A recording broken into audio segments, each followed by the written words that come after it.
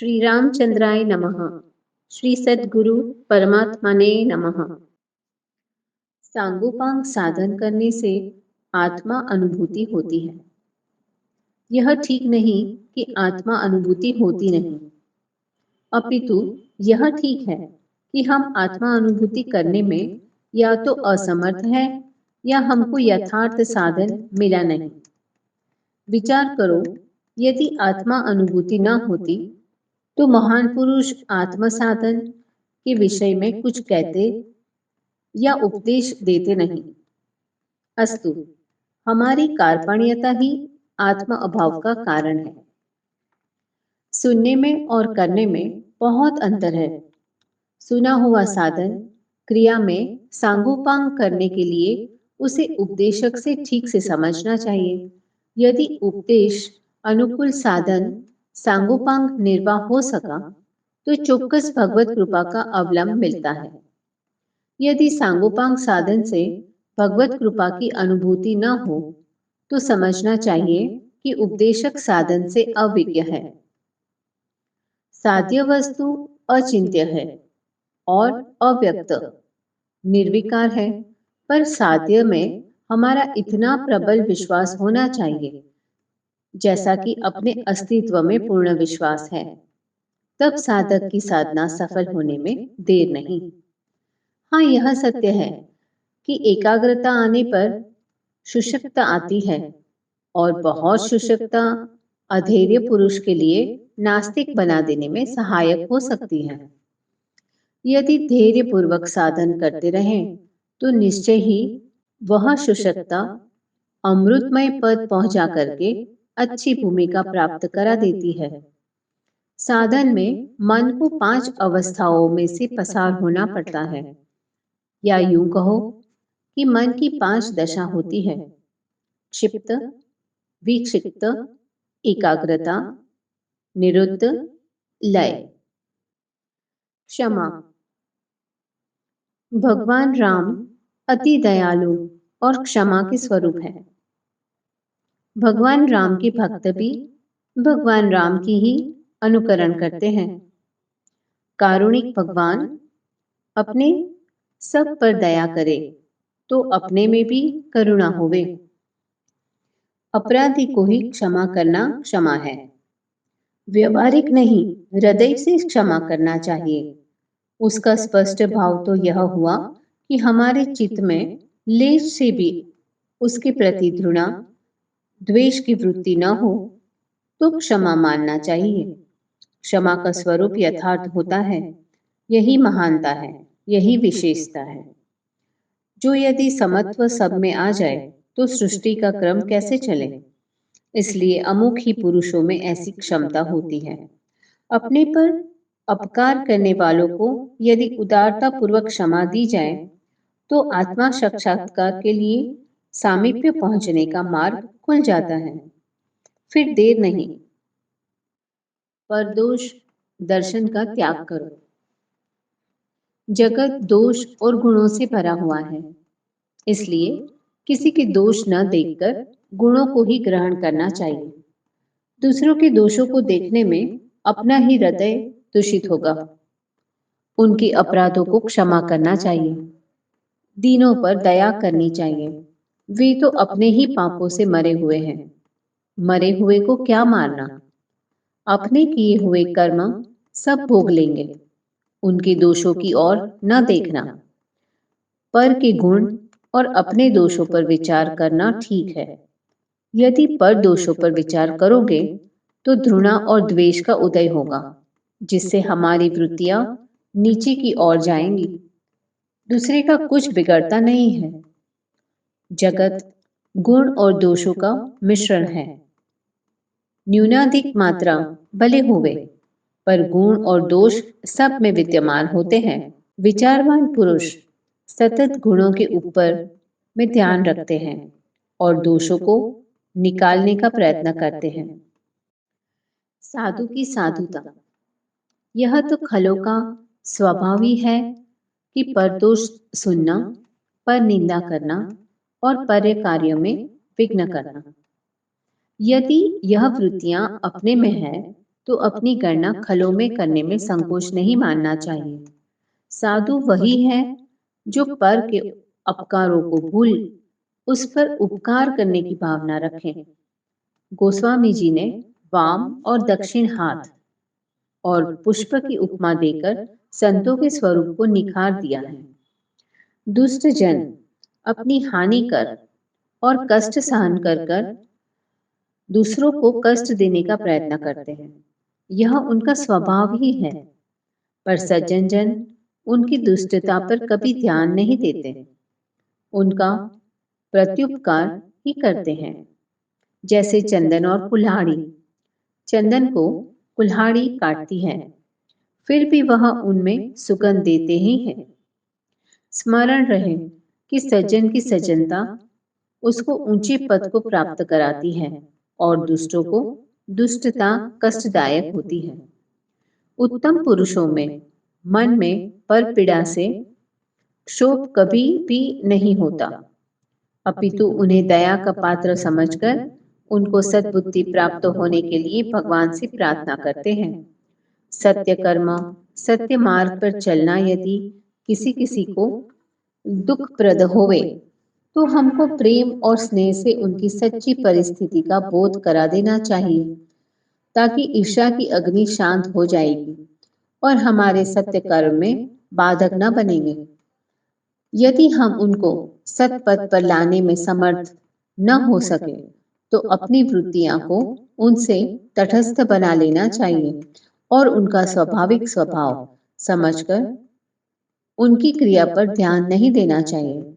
जो कार्य और जो क्रिया भूतकाल में हो गए हैं, वो न कभी वापस आते हैं और न उनकी स्मृति से कुछ लाभ है, अपितु स्मृति से द्वेष उदय होता है।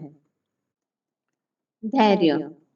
जीवन में ऐसे अनेकों समय आते हैं जो मन को ही कर्तव्य मूड बना देते हैं। यहाँ धैर्य की परम आवश्यकता है। कारण कि धैर्य वृत्तियों में विचार शक्ति पैदा करता है और विचार से मार्गदर्शन मिलता है।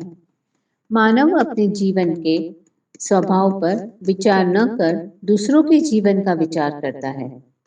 यदि वह अपने स्वभाव का विचार करे तो उसको सुधारने के लिए बहुत सामग्री उपलब्ध हो सकती है। कर्म और क्रिया। कर्म करने से ही फल प्राप्त होता है, न करने से नहीं। परंतु हमको यह ना भूलना चाहिए कि क्रिया और कर्म में अंतर है। क्रिया करने को कहते हैं और कर्म मानसिक उत्पन्न होता है। मन का उत्पन्न हुआ कर्म अदृश्य का दाता नहीं, यह नहीं मानना चाहिए। अस्तु मानस पुण्य होए नहीं पापा, यह चौपाई इस तरह घटाना ठीक नहीं, अपितु यत वाचा तत्करोति सहम।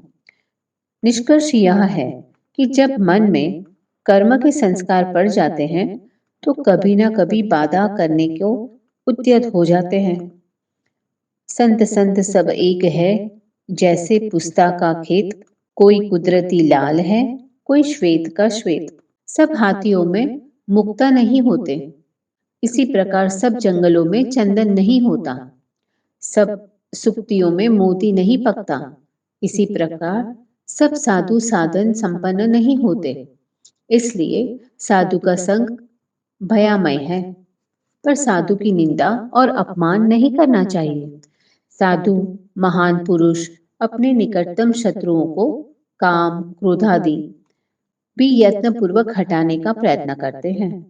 महान पुरुष अपने निकटतम स्नेहियों को उदारता पूर्वक अपनी प्रिय से प्रिय वस्तु देने में संकोच नहीं करते। स्वार्थी पुरुष अपनी स्वार्थ सिद्धि के लिए महान पुरुषों की शक्ति का गैर लाभ लेने का प्रयत्न करते हैं।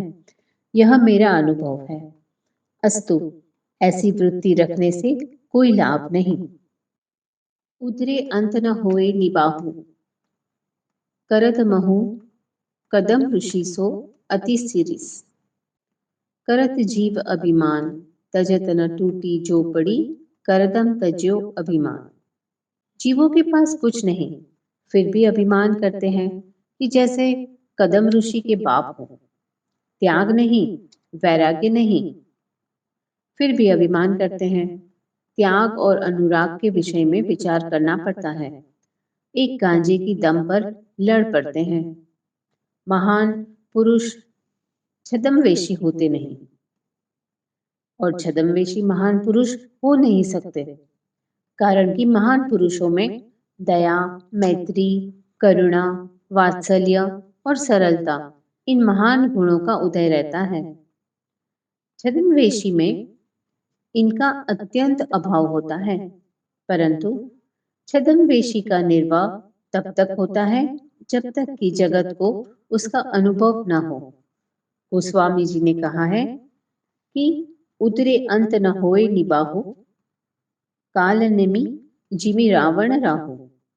जुबान योगी वैद्य रोगी, शूर पीठ धावरे, और की मियाँ जानकर भीख मांगे, इन्हें न पति आवरे। चमत्कार बतलाने वाले साधुओं के पीछे न दौड़ो और न उनको संग करो। बालक, अज्ञानी और वैराग्यहीन को भूल कर भी निवृत्ति मार्ग नहीं ग्रहण करना चाहिए। यह उसके लिए पयामय है। साधु भोजन कराना तो अत्यंत उत्तम अवश्य है, यदि रसोईया साथ हो तो। निष्कर्ष यह है कि साधन करना उत्तम है, परंतु संयम साथ हो तो। संयम बिगैर साधन पंगु, क्योंकि विचारहीन साधन परिश्रम मात्र है। जिसका संकल्प दृढ़ नहीं, वह तस्मय की बजाय सीरा खाता है। पूज्य गुरुदेव करीब रोज 7-8 महात्माओं को भजन करवाते थे। जिस तरह गीत दूर तक देख सकता है परंतु विचार नहीं कर सकता, उसी तरह वाच्य ज्ञानी ब्रह्म की बातें कर सकते हैं, पर ब्रह्म तक पहुंचना उनके लिए अशक्य है। वाचक ज्ञानी जो स्वयं प्रवचन करते हैं पर आचरण में नहीं डालते, पर विश्वास मत करो, ब्रह्म कथन करना ठीक है पर वाचक ज्ञानी बनना मना है।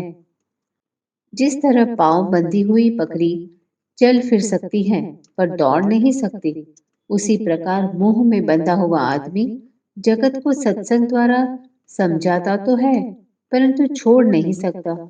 बंधी हुई बकरी को देखकर पूज्य गुरुदेव ने कहा, जिस प्रकार एक कुत्ते को देखकर दूसरा कुत्ता बिना भूखे रह ही नहीं सकता, उसी प्रकार हम कलियुगी साधक एक दूसरे को देखकर बिना ईर्ष्या नहीं रह सकते। छे छे ही करते हैं। क्या यह सत्य नहीं है? दो कुत्ते एक दूसरे के सामने भौंक रहे थे। तब पूज्य गुरुदेव ने कहा, राग द्वेष करना, मन में उदय होना सरल है, पर राग द्वेष मिटाना कठिन है, यानी वह धीर तथा शूरवीरों का काम है। बातल, भूत, विवश, मतवारे, इनके वचन पर कभी ध्यान नहीं देना चाहिए। दया के पात्र समझकर क्षमा करना चाहिए। गुणों की विषमता का नाम है जगत। जगत तो विषम है ही, अपने स्वरूप को नहीं छोड़ना चाहिए। क्यों छोड़े और किस लिए? जीवन कितने दिनों के लिए है? अपने स्वरूप को न छोड़े सो साधु। प्रतीकोपासना, लीला, रूप, नाम और धाम। शास्त्रों में चारों एक ही बतलाए हैं।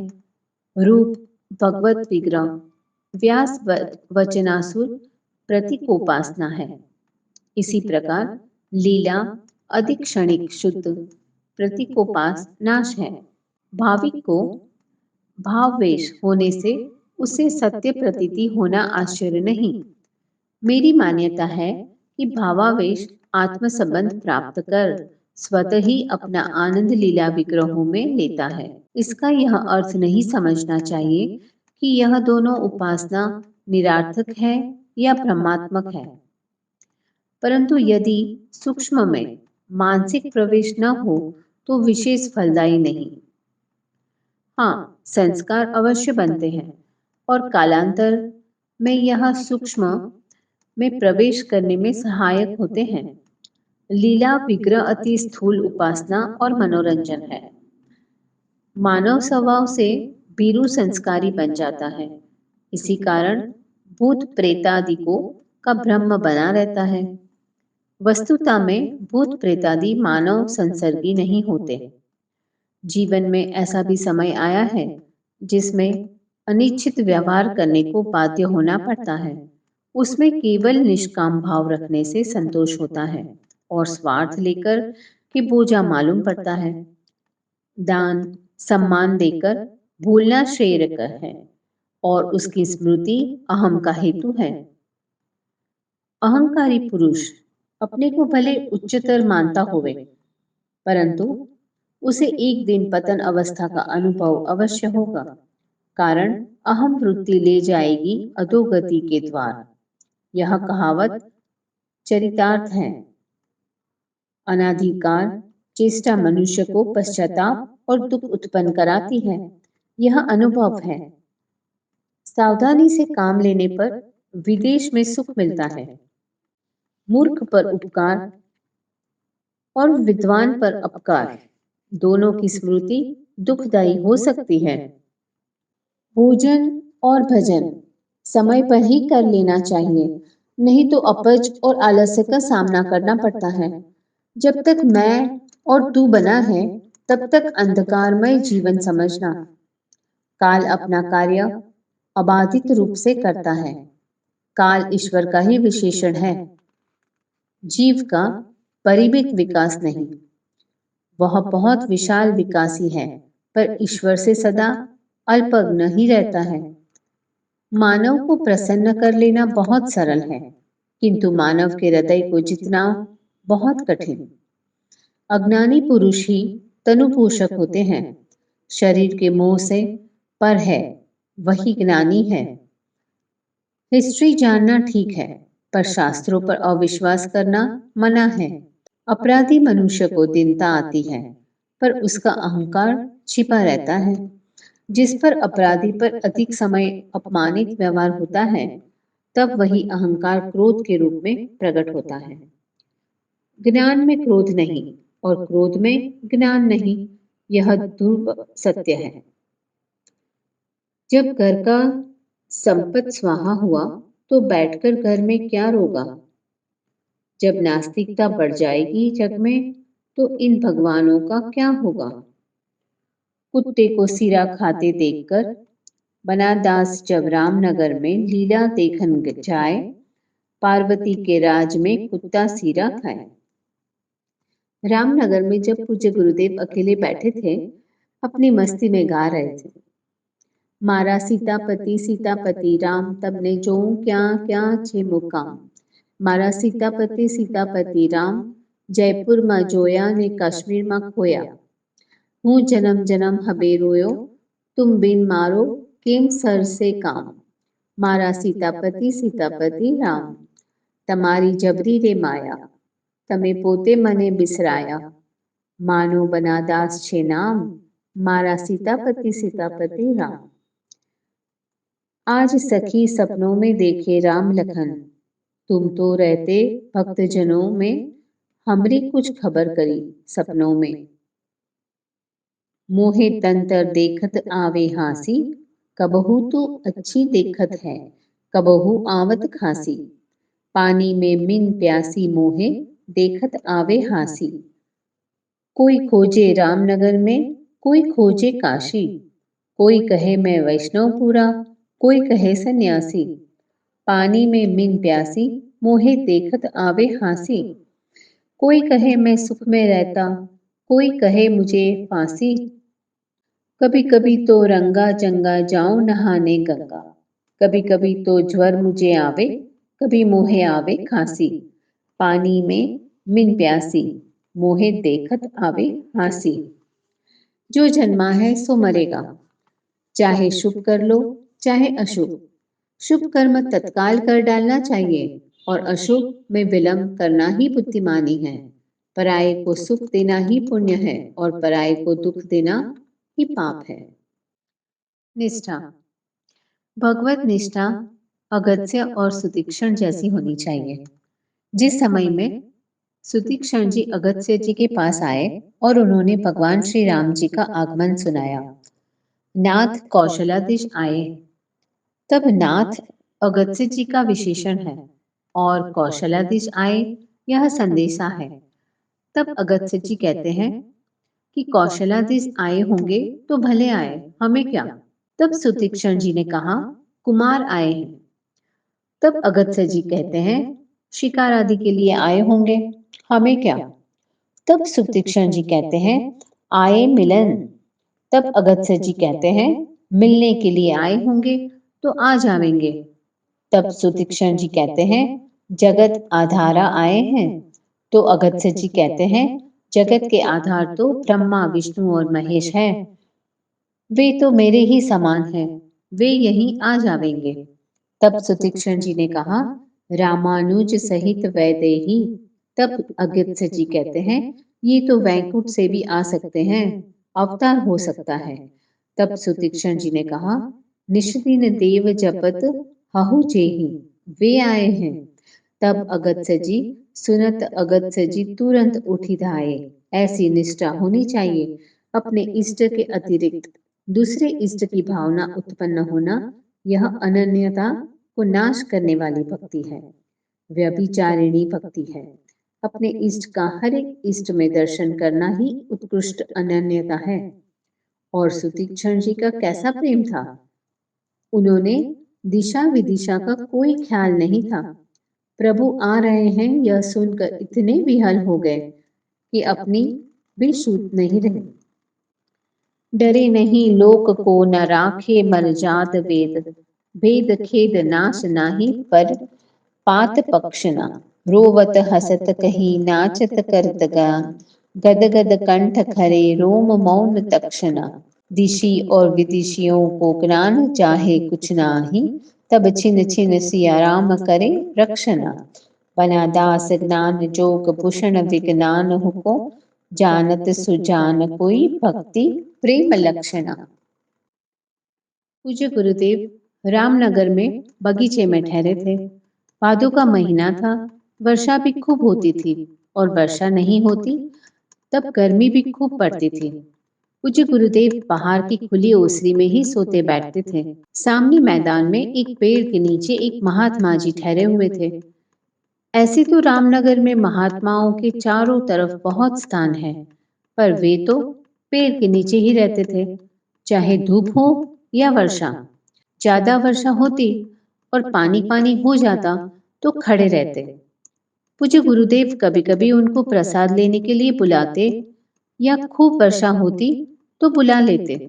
ऐसे देखने में तो पागल से लगते थे, पर जब गुरुदेव के साथ बात करते तो बड़ी अच्छी अच्छी बात करते। लेकिन जब पूज्य गुरुदेव की आज्ञा मानकर जाने को तैयार होते, तब पूज्य गुरुदेव से कहते, महाराज जी, अमुक तारीख को मेरी हिटलर की लड़की के साथ शादी है और बारात दिल्ली से जर्मनी जाने वाली है, आप जरूर पधारें। पूज्य गुरुदेव हंस देते। पीछे से पूज्य गुरुदेव ने मेरे से कहा कि इसी तारीख को महात्मा जी ने शरीर छोड़ दिया। रामनगर से पूज्य गुरुदेव के साथ अयोध्या जी गए। मुझे आश्चर्य हो रहा था और मैं सोच रही थी कि रास्ते में क्यों कोई दिखाई नहीं। पूज्य गुरुदेव ने तुरंत कहा, वे तो अंतर्यामी हैं, देखो यह सब महात्माओं के स्थान है। मैंने कहा, कोई दिखते नहीं। पूज्य गुरुदेव ने कहा कि सब बाहर निकलेंगे तो डर जाओगी। पूज्य गुरुदेव एक स्थान में अंदर पधारे। कुछ समय के बाद बाहर पधारे तो देखा कि महात्माओं की भीड़ उनके पीछे लगी थी और सब श्री चरणों का स्पर्श करने के लिए प्रयत्न कर रहे थे। पूज्य गुरुदेव मुश्किल से गाड़ी में पधारे। मैं पूज्य गुरुदेव को देखती ही रह गई। तब पीछे कन्हैया के मुंह से निकल गया, तेरी लीला अपार, कोई पावे न पार। उसका भाव कितना उचित था। बड़ी मुश्किल से सबको संतोष देकर गाड़ी आगे चली तो एक महात्मा जी अपनी कुटिया में से दौड़ कर आए और गाड़ी रोक दी। पूज्य गुरुदेव से प्रणाम किए और रास्ता दिखाने के लिए साथ में बैठ गए। उस स्थान में भी ऐसी ही भीड़ लग गई। फिर महात्मा जी उधर से भी साथ हो लिए। पूज्य गुरुदेव ने उन्हें बहुत समझाया, पर जैसे पूज्य गुरुदेव से दूर होना उनके लिए असह्य हो रहा था। उनका क्या दोष, अपने गुरुदेव ही ऐसे थे कि उनके श्री चरणों को छोड़कर जाना महात्मा जी को मुश्किल हो रहा था। मुझे तो मानस जी का, सुतीक्षण जी का प्रसंग याद आ रहा। हरिद्वार में कनखल में ठहरे थे। सवेरे पूज्य गुरुदेव दुरुदेव ऋषिकेश पधार रहे थे। मुझसे कहा, तुम चलो साथ में, बच्चूभाई आदि बाहर भोजन कर लेंगे। एक क्षण के लिए मेरे मन में विचार आया कि पूज्य गुरुदेव का भोजन तैयार नहीं। पूज्य गुरुदेव ने तुरंत कहा, पारो तुम यहीं रहो, मैं अकेला जाता हूँ। शाम को पूज्य गुरुदेव वापस पधारे। बच्चूभाई आदि तो सवेरे से ही साधु भोजन आदि में लगे थे। लौटकर पूज्य गुरुदेव ने कहा कि अपने एक रोज देर से पहुंचे। यहाँ तो सब कल से ही राह देख रहे थे। मेरे लिए कंबल रखा था। चीन की सेना पीछे हट जाएगी। अब की बार खूब बर्फ गिरेगा। इतना कहकर भोजन करके सो गए। दूसरे रोज पूज्य गुरुदेव मुझे ऋषिकेश में लक्ष्मण झूला ले गए। जब ड्राइवर अकेला रह गया और पूज्य गुरुदेव गंगा जी पधारे, तब मैंने उनसे पूछा कि कल पूज्य गुरुदेव कहाँ पधारे थे। उसने जंगल में एक छोटी सी पगडंडी बताई और कहा कि मुझे यहीं गाड़ी रोकने के लिए कहा और राह देखने के लिए कहा। पूज्य गुरुदेव अकेले ही इस रास्ते से पधार गए और 4-5 घंटे के बाद लौटे। मुझे बहुत पश्चाताप हुआ कि पूज्य गुरुदेव ने कल जब आज्ञा की, उस समय कुछ विचार न करती और गाड़ी में बैठ जाती तो पूज्य गुरुदेव के साथ उस जंगल में जा सकती। इतने में पूज्य गुरुदेव पधारे और प्रेम से हंसते हुए कहा, क्या सोच रही हो? जिनसे यहाँ यहाँ स्नेह करते हैं, उनका वियोग मृत्यु द्वारा नहीं हो सकता। हमारे प्रियजन परलोक गमन पश्चात सूक्ष्मता से हमारी रक्षा व स्नेह करते व मिलते रहते हैं। श्री रामनवमी उत्सव जरिया में शांताबेन सोनपाल के यहाँ हुआ। चित्रकूट से बहुत से महात्मा और चारों ओर से पूज्य गुरुदेव के शिष्य पधारे थे। नवरात्रि में रोज मानस जी का पाठ हो रहा था। चित्रकूट की तरफ भगवान श्री राम जी का जन्मोत्सव मनाया गया। श्री हनुमान जयंती चैत्र पूर्णिमा को श्री हनुमान बाहु के पाठ के साथ श्री हनुमान जी का अभिषेक विश्व शांति के लिए कराया। सबको खूब आनंद आया। श्री शांताबेन और उनके परिवार ने सबका खूब ख्याल रखा। महान से महान व्यक्ति के जीवन में भी ऐसे क्षण आ जाते हैं जो उसे विचलित कर देते हैं। मानव की प्रतिज्ञाएं और स्वभाव जीवन पर्यंत रहता है। उदीयमान व्यक्ति यदि संयोग वसात अपनी प्रतिज्ञाओं पर ध्यान न दे, यह हो सकता है, परंतु उसका स्वाभिमान जागृत रहता ही है। सुख का मुख्य स्थान संतोष है। यश का मुख्य स्थान परोपकार है। प्राणी मात्र को सुख देना हमारा धर्म है। दया सर्वोपरि धर्म है। किसी को विक्षेप पहुंचाना साधु का धर्म नहीं। हो सके तो दूसरों को मदद पहुंचाना। स्वभाव रस्सी की तरह है। हमेशा यदि इसको बर देते रहेंगे तो फिर तोड़ना कठिन ही नहीं परंतु अशक्य होगा। निश्चय करो कि उद्यम स्वर्ग और आलस्य नरक है।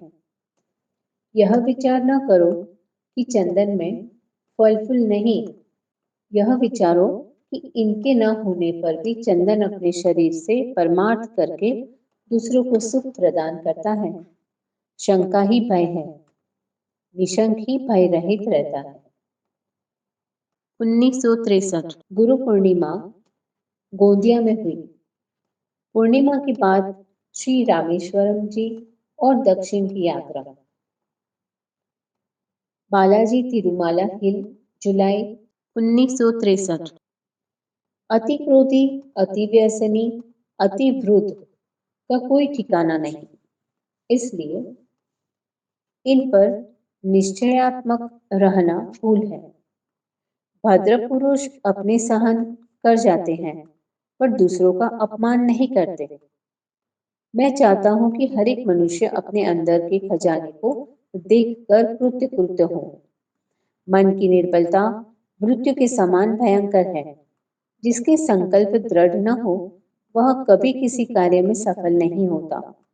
मन की शक्ति अपर्याप्त है। पर बहुत कम मानव उसका समझपूर्वक उपयोग करते हैं। अपनी प्रिय वस्तु त्यागने में जो कष्ट होता है, वही कष्ट मन से विपरीत कार्य में होता है। पूज्य गुरुदेव के साथ बालाजी में साधुओं के स्थान में गई थी। वहां भगवान श्री राम का मंदिर है। पूज्य गुरुदेव ने मेरे से कहा कि मेरी पहचान देना नहीं। पूज्य गुरुदेव प्रणाम करके पधार रहे थे। तब एक महात्मा जी ने आकर मेरे से पूछा, बहन जी, चित्रकूट के महंत जी है ना? मुझे हाँ कहनी पड़ी। बस फिर क्या था, महात्मा जी ने दौड़कर दूसरे महात्मा जियों से कहा और फिर श्री चरणों के स्पर्श करने के लिए वो ही भीड़। मुझे यह विचार आया कि सूर्योदय को क्या ढांक सकते हैं। बालाजी के मंदिर का वही वट पहले साधुओं के हाथ में था। हाथी बाबा महान जी को पूज्य गुरुदेव खूब मानते थे। समय के बदलने के साथ पंडाओं के हाथ में काराभार चला गया। जब 1662 में आबू में थी, तब पूज्य गुरुदेव के साथ दूध गंगा गई थी। साथ में श्री जयराम भाई, बबी बेन, माँ थी। वहां एक महात्मा जी रहते थे और साधन करते थे। पूज्य गुरुदेव के साथ उनकी बातचीत होने लगी साधन के बारे में। पूज्य गुरुदेव को उनको ध्यान की क्रिया धीरे धीरे समझाते थे और कहते भी जाते थे, मैं कुछ नहीं जानता हूँ, पर ऐसा करोगे तो ठीक रहेगा। फिर महात्मा जी ने पूछा, आप कहाँ से पधार रहे हैं? तब पूज्य गुरुदेव ने कहा, ऐसे तो दिल्ली से आ रहा हूँ। यह सुनकर महात्मा जी हंस दिए। आप तो चित्रकूट के हैं, आपका नाम श्री रणछोड़ दास जी महाराज है और जामनगर में आप 2 साल कास्ट में विराजित थे। यह सुनकर पूज्य गुरुदेव भी हंस दिए। जब भी रामेश्वरम जी से पाम्बन लौट रहे थे, तब ट्रेन में हमारे साथ एक मद्रासी गृहस्थ थे। उन्होंने कैसे जाना कि पूज्य गुरुदेव योगी हैं और गुरुदेव ने कैसे जाना कि वे अच्छे साधक हैं, यह तो अब भी मेरी समझ में नहीं आ रहा। पूज्य गुरुदेव के लिए तो कोई आश्चर्य नहीं, कारण वे तो अंतर्यामी हैं। पूज्य गुरुदेव ने मेरे से पेन और कागज मांगा और कुछ आकृति निकालकर उनसे बताते गए और वे हाँ करते गए और समझ जाते गए। भगवान की कृपा से किसको कहाँ मार्गदर्शन मिल जाता है। पूज्य गुरुदेव खूब प्रेम से उनको देख रहे थे और वे अत्यंत पूज्य भाव से गुरुदेव को जय सिया राम।